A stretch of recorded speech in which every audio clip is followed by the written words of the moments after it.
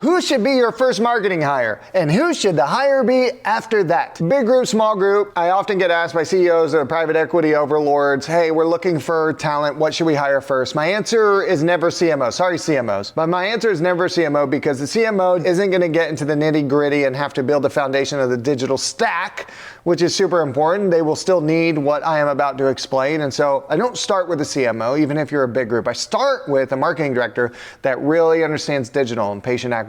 If you're in retail healthcare like we serve, if you're in something else, disregard this whole video because that's the only thing I know. But if you're in retail healthcare, derm, dental, vet, PT, all that kind of fun stuff, you need a marketing director that really understands digital. With that, you have a superpower.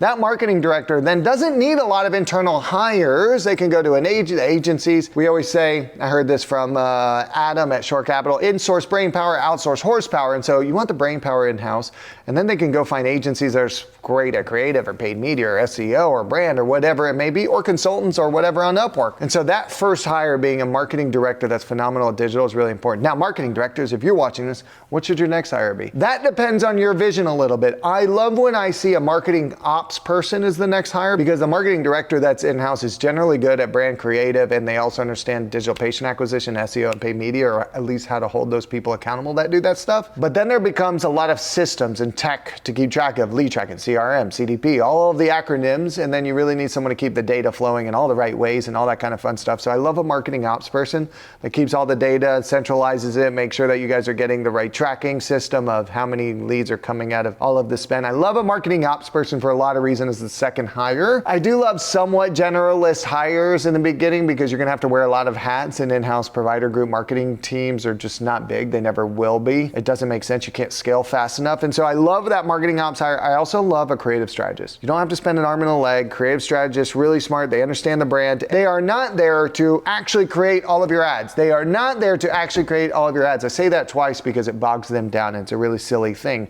You are going to need performance creative. You're going to need affiliate creative. You're going to need in the provider group office creative. You're going to need so many different types of creative. You want someone that understands what the strategy should be and the messaging and the USP, and then they will work with agencies, consultants, contractors to get all that creative deployed. So my first three hires: marketing director that understands digital, marketing ops that keeps all the data and the integrations happening and fed everything to every system at the right time. And my third would be a creative strategist that makes sure that our brand is on point with the right message to the right patient at the right time at all times. And so those are my first three hires. I hope that helps someone out there. If it doesn't, or you screw it up, blame someone else.